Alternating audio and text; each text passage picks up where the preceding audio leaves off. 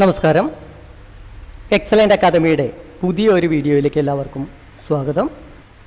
ഇന്ന് നമുക്ക് ഒരു എക്സ്ചേഞ്ച് സാക്രിഫൈസിലൂടെ പാസ്റ്റ് പോൺ ഉണ്ടാക്കിയെടുത്ത് എങ്ങനെയാണ് വിജയിക്കേണ്ടത് എന്ന് മനസ്സിലാക്കാം. C4, NF6, NC3. ഇംഗ്ലീഷ് ഓപ്പണിങ്ങിലാണ് കളി നടന്നുകൊണ്ടിരിക്കുന്നത്. D5. ഒരു കളി തുടങ്ങുന്ന സമയത്ത് വൈറ്റിനുള്ള ഒരു അഡ്വാൻറ്റേജ് എന്ന് പറയുന്നത് ഫസ്റ്റ് മൂവ് അഡ്വാൻറ്റേജ് ആണ്. അതുകൊണ്ട് C4 എന്ന നീക്കം നടത്തിക്കൊണ്ട് D5 എന്ന സ്ക്വയർ ആയിരുന്നു വൈറ്റ് കൺട്രോൾ ചെയ്തിരുന്നത്. ഈ ഫസ്റ്റ് മൂവ് അഡ്വാൻറ്റേജ് എങ്ങനെയാണ് ബ്ലാക്ക് സമനിലയിൽ എത്തിക്കുന്നത് എന്ന് നമുക്ക് നോക്കാം. C cross D5. എന്തുകൊണ്ടാണ് D5 എന്ന നീക്കം നടത്തുമ്പോൾ ഫസ്റ്റ് മൂവ് അഡ്വാൻറ്റേജ് നഷ്ടപ്പെടുന്നത് എന്ന് നമുക്ക് മനസ്സിലാക്കാം. C ക്രോസ് D5 എന്ന നീക്കം നടത്തുന്നതോടുകൂടി C4 എന്ന നീക്കത്തിൻ്റെ പ്രസക്തി നഷ്ടപ്പെടുന്നു. N cross D5, G3. White N cross D5 എന്ന നീക്കം നടത്തിക്കൊണ്ട് ബ്ലാക്കിൻ്റെ ക്യൂവിനെ മുൻപിലേക്ക് ക്ഷണിക്കുന്നതിന് പകരം G3 എന്ന നീക്കത്തിന് ശേഷം BG2 എന്ന നീക്കം നടത്തിക്കൊണ്ട് സെൻട്രൽ ഡയഗൺ കൺട്രോൾ ചെയ്യുകയും ബ്ലാക്കിൻ്റെ D5-ലിരിക്കുന്ന നൈറ്റിനെ ആക്രമിക്കുകയും ചെയ്യാം എന്നാണ് പ്ലാൻ ചെയ്യുന്നത്.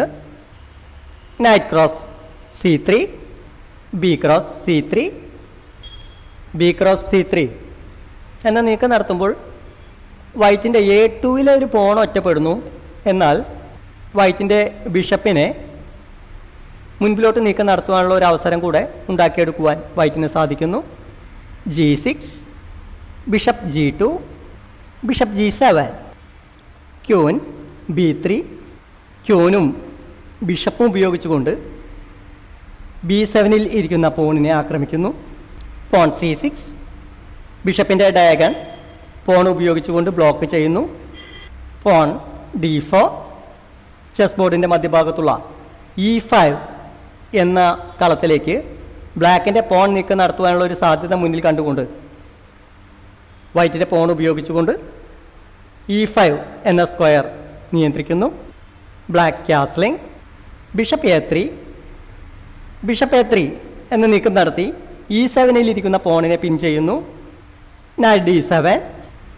ബ്ലാക്കിൻ്റെ നൈറ്റ് ഉപയോഗിച്ചുകൊണ്ട് E5 എന്ന സ്ക്വയറിലേക്ക് ഒരു നിയന്ത്രണം ഉണ്ടാക്കിയെടുക്കുന്നു.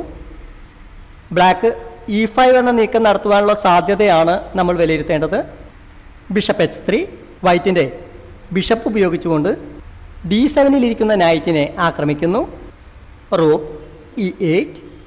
റൂക്ക് E8 എന്ന നീക്കം നടത്തുന്നതെല്ലാം E5 എന്ന പോൺ പുഷാണ് നമ്മൾ മുന്നിൽ കാണേണ്ടത്. Porn F4.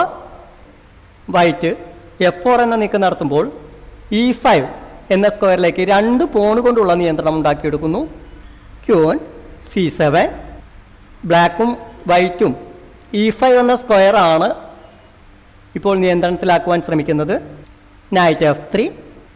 വൈറ്റിൻ്റെ നൈറ്റ് ഉപയോഗിച്ചുകൊണ്ട് F3 എന്ന നീക്കം നടത്തുമ്പോൾ E5 എന്ന സ്ക്വയറിൻ്റെ നിയന്ത്രണം ഒന്നും കൂടെ ബലപ്പെടുത്തുവാൻ സാധിക്കുന്നു. Night F6. എന്നാൽ D, F എന്നീ സ്ക്വയറുകളിലുള്ള വൈറ്റിൻ്റെ പോണുകൾ മുൻപിലോട്ട് പോകുന്ന സമയത്ത് E3, E4 എന്നീ സ്ക്വയറുകൾ വീക്ക് സ്ക്വയറുകളായി കാണപ്പെടുന്നു. അതുകൊണ്ട് E4 എന്ന സ്ക്വയറിലേക്ക് നൈറ്റിനെ എത്തിക്കുവാനുള്ള ഒരു ശ്രമമാണ് ബ്ലാക്ക് നടത്തുന്നത്. Bishop cross C8. ബിഷപ്പ് ഉപയോഗിച്ചുകൊണ്ട് വൈറ്റിൻ്റെ ബിഷപ്പിനെ വെട്ടിയെടുക്കുന്നു. ഇപ്പോൾ രണ്ട് റൂക്കുകളും ക്യൂനും ഉപയോഗിച്ച് വൈറ്റിൻ്റെ ബിഷപ്പിനെ തിരിച്ചു വെട്ടിയെടുക്കാം. RA cross C8. ബ്ലാക്കിൻ്റെ ഡെവലപ്പ് ചെയ്യാത്ത റൂക്ക് ഉപയോഗിച്ചുകൊണ്ട് വൈറ്റിൻ്റെ ബിഷപ്പിനെ വെട്ടിയെടുക്കുന്നു. White castling. Pawn E6. Black E6 എന്ന നീക്കം നടത്തുമ്പോൾ വൈറ്റിൻ്റെ A3-ലിരിക്കുന്ന ബിഷപ്പിന് വളരെ നല്ല ഒരു ഡയഗൺ ലഭിക്കുന്നു. കാരണം BD6 എന്ന നീക്കം നടത്തിക്കൊണ്ട് മിഡിൽ ഗെയിം ആകുന്ന സമയത്ത് ബിഷപ്പിനെ E5 എന്ന സ്ക്വയറിലേക്ക് ഒരു പോസ്റ്റിങ്ങിന് ശ്രമിക്കാവുന്നതാണ്. RAD1. Porn B6. B6 എന്ന നീക്കം നടത്തിക്കൊണ്ട് C6-ലിരിക്കുന്ന പോണിനെ C5-ലേക്ക് നീക്കം നടത്തുവാനുള്ള ഒരു ശ്രമമാണ് ബ്ലാക്ക് ശ്രമിച്ചുകൊണ്ടിരിക്കുന്നത്. Porn C4, RD3. വൈറ്റിൻ്റെ റൂക്കിനെ D5 double ചെയ്യുവാനുള്ള ഒരു ശ്രമം നടത്തുന്നു. Bishop F8. ബിഷപ്പ് F8 എന്ന നീക്കം നടത്തിക്കൊണ്ട് A3 ബിഷപ്പിനെ ആക്രമിക്കുന്നു. അല്ലെങ്കിൽ A3 ബിഷപ്പ് വളരെ സ്ട്രോങ് ആയിരിക്കും എന്ന് ബ്ലാക്കിന് അറിയാം. ബിഷപ്പ് B2, BB2 എന്ന നീക്കം നടത്തിക്കൊണ്ട് ബിഷപ്പിനെ സേവ് ചെയ്യുന്നു. Bishop G7. വൈറ്റിൻ്റെ ബിഷപ്പ് സെൻട്രൽ ഡയഗൺ കൺട്രോൾ ചെയ്യും എന്നുള്ളത് കൊണ്ട് BG7 എന്ന നീക്കം നടത്തി അതിനെ ഡിഫെൻസ് ചെയ്യുന്നു. Bishop A3, BF8. ബ്ലാക്ക് ഒരു ഡ്രോ ഉണ്ടാക്കിയെടുക്കുവാനുള്ള ശ്രമമാണ് നടത്തിക്കൊണ്ടിരിക്കുന്നത്. എന്നാൽ വൈറ്റ് അതിന് തയ്യാറല്ല. B cross F8, rook cross F8, QB2. ബ്ലാക്കിൻ്റെ ബിഷപ്പ് നഷ്ടപ്പെടുന്ന സമയത്ത് വൈറ്റ് QB2 എന്ന നീക്കം നടത്തിക്കൊണ്ട് F6 നൈറ്റിനെ ഒരു ഡിസ്കവേർഡ് അറ്റാക്ക് ഉണ്ടാക്കിയെടുക്കുവാനുള്ള ശ്രമം നടത്തുന്നു. Queen E7. ക്യൂൻ ഉപയോഗിച്ചുകൊണ്ട് നൈറ്റിനെ സംരക്ഷിക്കുന്നു. Night E5. വൈറ്റിൻ്റെ നൈറ്റിനെ വളരെ നല്ലൊരു സ്ക്വയറിലേക്ക് എത്തിക്കുവാൻ സാധിക്കുന്നു. RF D8, RF D1, knight E4. ബ്ലാക്കിൻ്റെ നൈറ്റ് E4 എന്ന സ്ക്വയറിൽ എത്തുന്ന സമയത്ത് ബ്ലാക്കിൻ്റെ നൈറ്റ് വളരെ പവർഫുൾ നൈറ്റായി കാണപ്പെടുന്നു. Queen C2. ക്യൂൻ C2 എന്ന നീക്കം നടത്തിക്കൊണ്ട് ഒരു ഡിസ്കവേർഡ് അറ്റാക്കിന് ശ്രമിക്കുന്നു. F6. E5 നൈറ്റിനെ പോൺ ഉപയോഗിച്ചുകൊണ്ട് ആക്രമിക്കുന്നു. Night F3, B5. ഇപ്പോൾ C ക്രോസ് B5 എന്ന നീക്കം നടത്തി കഴിഞ്ഞാൽ C ക്രോസ് B5 എന്ന നീക്കം നടത്തുമ്പോൾ C8 റൂക്ക് ഉപയോഗിച്ചുകൊണ്ട് ക്യൂവിന് ഒരു ഡിസ്കവേർഡ് അറ്റാക്ക് ഉണ്ടാക്കിയെടുക്കുവാൻ ബ്ലാക്കിന് സാധിക്കും. Porn C5. ബ്ലാക്കിൻ്റെ പോൺ സ്ട്രക്ചർ മോശമായി വരുന്നു എന്നുള്ളത് കൊണ്ട് എക്സ്ചേഞ്ചിന് ശ്രമിക്കാതെ എല്ലാ ഫയലുകളും ബ്ലോക്ക് ചെയ്യുന്നതിനാണ് വൈറ്റ് ശ്രമിച്ചുകൊണ്ടിരിക്കുന്നത്. ഇങ്ങനെ ബ്ലോക്ക് ചെയ്ത് കളിക്കുമ്പോൾ നമ്മൾ മനസ്സിലാക്കേണ്ടത് ഒരു എക്സ്ചേഞ്ച് സാക്രിഫൈസിനുള്ള സാധ്യത ഉണ്ട് എന്നുള്ളതാണ്. Porn F5. പോൺ ഉപയോഗിച്ചുകൊണ്ട് നൈറ്റിനെ സംരക്ഷിക്കുന്നു. Rook E3. റൂക്ക് ഉപയോഗിച്ചുകൊണ്ട് E4 നൈറ്റിനെ ആക്രമിക്കുന്നു. Porn F5. ക്യൂൺ സൈഡിലൂടെ ഒരു പാസ്റ്റ് പോൺ ഉണ്ടാക്കിയെടുക്കുവാനുള്ള ശ്രമമാണ് ബ്ലാക്ക് നടത്തിക്കൊണ്ടിരിക്കുന്നത്. Night E5. വൈറ്റിൻ്റെ നൈറ്റ് ഉപയോഗിച്ചുകൊണ്ട് ബ്ലാക്കിൻ്റെ പ്രധാനപ്പെട്ട സ്ക്വയറുകളെല്ലാം നിയന്ത്രിക്കുവാൻ സാധിക്കുന്നു. Rook C7. റൂക്ക് ഉപയോഗിച്ചുകൊണ്ട് 7th റാങ്കിൻ്റെ നിയന്ത്രണം ബ്ലാക്ക് ഏറ്റെടുക്കുന്നു. A3. ബ്ലാക്ക് B4 എന്ന നീക്കം നടത്തുന്നതിനെ ബ്ലോക്ക് ചെയ്യുന്നു. King G7. നൈറ്റ് ഉപയോഗിച്ചുകൊണ്ട് പെട്ടെന്നൊരു ചെക്ക് വരാതിരിക്കാൻ വേണ്ടി നൈറ്റിനെതിരെ കിങ്ങിനെ ഡയഗണൽ ഓപ്പോസിഷനിൽ എത്തിക്കുന്നു. King G2. Porn H5.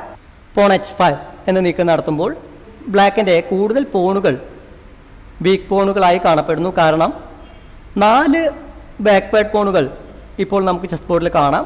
ഈ പോണുകളെയെല്ലാം മേജർ പീസുകൾ ഉപയോഗിച്ച് സംരക്ഷിക്കേണ്ട ഒരവസ്ഥയാണ് ഇനി ബ്ലാക്ക് തരണം ചെയ്യേണ്ടി വരുന്നത്.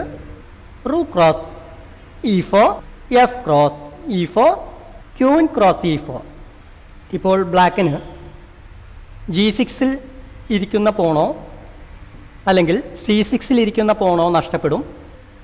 അതുകൊണ്ട് കിങ് സൈഡിലിരിക്കുന്ന പോണിനെ ബ്ലാക്ക് സംരക്ഷിക്കുന്നു.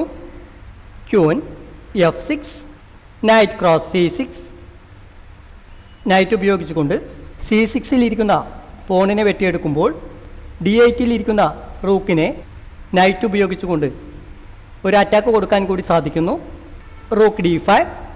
റൂക്ക് D5 എന്ന നീക്കം നടത്തുമ്പോൾ ക്യൂനുപയോഗിച്ച് നൈറ്റിനുള്ള സംരക്ഷണം വൈറ്റിന് നഷ്ടപ്പെടുന്നു. Night E5. ഒരു എക്സ്ചേഞ്ച് സാക്രിഫൈസ് ഏത് പൊസിഷനിൽ ആര് നടത്തി കഴിഞ്ഞാലും പിന്നീട് എല്ലാ കരുക്കളെയും സമനിലയിൽ വെട്ടിയെടുക്കുവാൻ സാധിക്കുകയാണെങ്കിൽ ഒരു പക്ഷേ ആ ഗെയിം സമനിലയിൽ എത്തിക്കുകയോ വിജയിക്കുകയോ ചെയ്യുവാൻ കഴിയും. Night E5.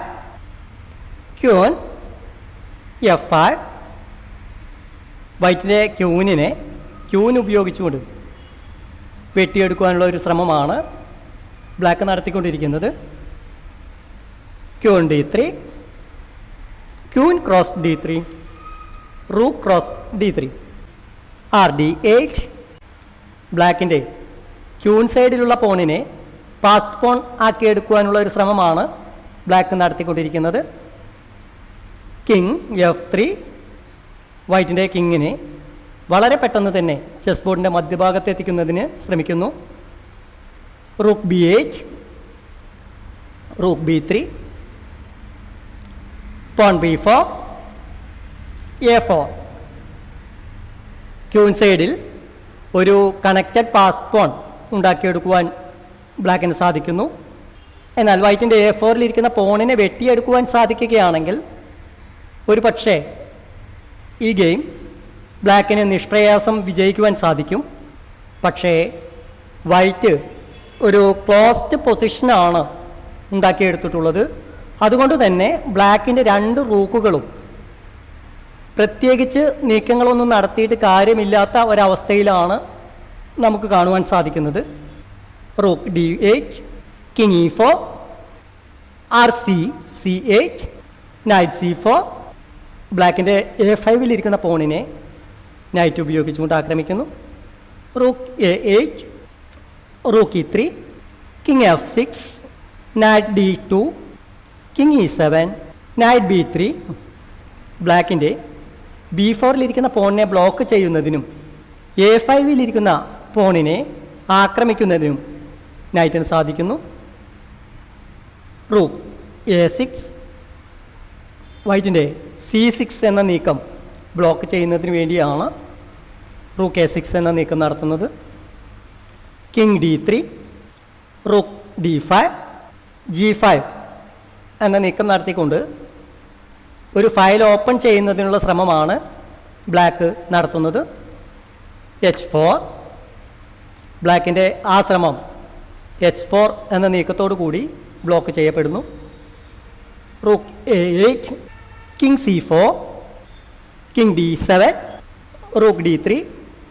E4 എന്ന നീക്കം നടത്തിക്കൊണ്ട് റൂക്കിനെ ട്രാപ്പ് ചെയ്യുന്നതിനാണ് വൈറ്റിൻ്റെ ശ്രമം. KC7 എന്ന നീക്കം നടത്തിക്കൊണ്ട് ബ്ലാക്കിൻ്റെ റൂക്കിനെ സംരക്ഷിക്കുന്നു.